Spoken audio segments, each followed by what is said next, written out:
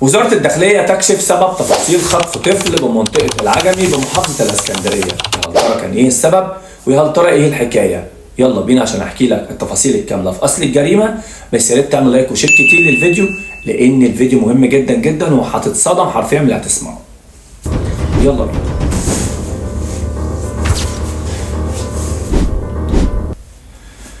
امبارح نزلت فيديوهين من ضمنهم فيديو لبنت لقوها مرميه في المنور، طفله صغيره.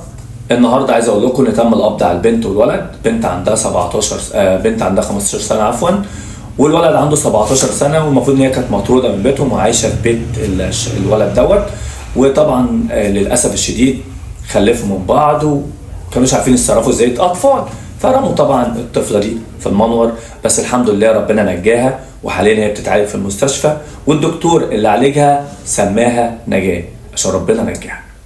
الفيديو التاني اللي نزلته كان فيديو خطف طفل بمنطقة العجمي عند المدرسة النموذجية بمنطقة الهانوفيل.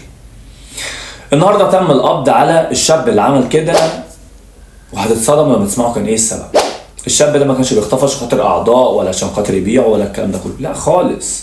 الشاب ده كان بيخطف الطفل ده عشان يتحرش بيه زي ما سمعتوا كده. بلاغ اتقدم من سيدة لمديرية أمن الإسكندرية عندها 27 سنة، وطبعا معاها الطفل اللي عنده 12 سنة اللي كان بيتم خطفه. وقالوا طبعا إن الشاب ده كان بيخطف الطفل عشان خاطر يتحرش بيه.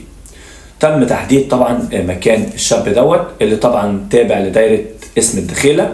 اتقبض عليه زي ما انتم شايفين كده، متهم في 13 قضية، من ضمنهم تحرش وهتك عرض وسرقة بالإكراه وضرب حاجات كتير يعني. خلي بالكم من أبنائكم لأن اللي جاي لسه ما جاش زيه. خلي بالكم من أبنائكم وحافظوا عليهم وخافوا عليهم، وصدقوني زي ما بقول لكم كده ما تخلوهمش يدوا الثقة الكاملة لأي حد. سلام وحسب الله ونعم الوكيل.